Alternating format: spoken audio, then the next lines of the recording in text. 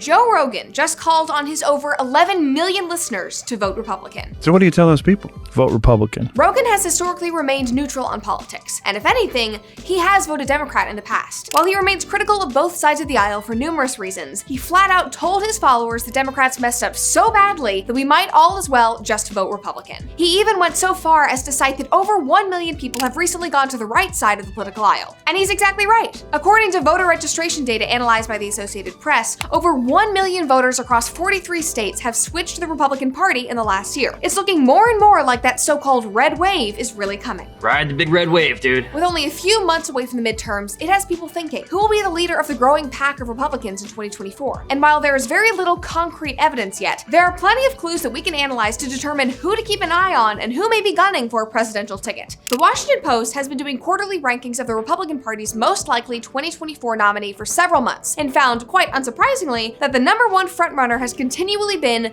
President Donald Trump. There is no question that Trump still has tremendous influence over the Republican Party. Look no further than the recent annihilation of Republican and anti-Trumper Liz Cheney in the Wyoming primary. But Trump definitely has a target on his back, which some say make him an even stronger candidate. The recent FBI raid on Mar-a-Lago has many speculating that there is a frantic search to find Trump ineligible to run again in 2024. Some Republicans are eager to watch Trump run for the third time. However, other Republicans are growing tired of the constant battle and political baggage he carries. They desire someone with Trump's finest qualities, but without the Trump. In the latest Washington Post ranking, Florida Governor Ron DeSantis just happened to jump to #1 on WAPO's list. And when it comes to someone who shares many Trump qualities but isn't Trump, DeSantis fits the bill. In recent years, it's been DeSantis fighting some of the most prevalent cultural battles of our country head on. If you are trying to lock people down, I am standing in your way, and I'm standing for the people of Florida. It seems like DeSantis is trending every other week for a new remark or legislation, unashamedly owning the libs. But right now, it seems like DeSantis is focusing on winning re-election as Florida's governor. But there are other candidates who might be eyeing a presidential run. For starters, former Secretary of State Mike Pompeo is showing indicators of someone who may run, like running ads in Iowa and South Carolina. In late August, Pompeo made pretty convincing remarks about a potential presidential run at U.S. Representative Jess Duncan's Faith and Freedom Barbecue,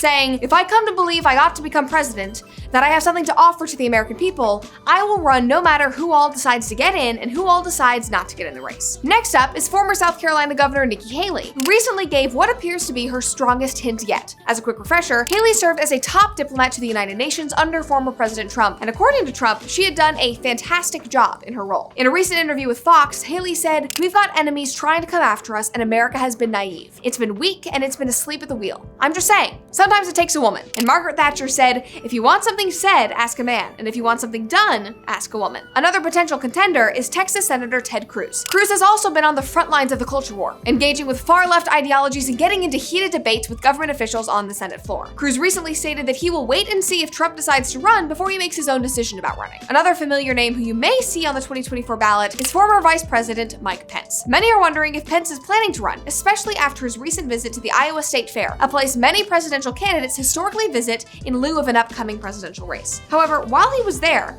he downplayed the significance of attending the famous state fair, saying that he was there solely to support the re-election of Senator Chuck Grassley. However, Pence did not totally shut down the idea. While he was there, he also said that he and his family plan to reflect and pray on where we might next serve and where we might next contribute. Meanwhile, in the Democratic camp, there is perhaps less energy behind a re-election bid for Joe Biden. Come on, give me a break, man. And it is becoming increasingly clear that the Democrats really don't want Biden in 2024. 75% of Democrat voters, to be exact. Do you want to see Joe Biden run for a second term?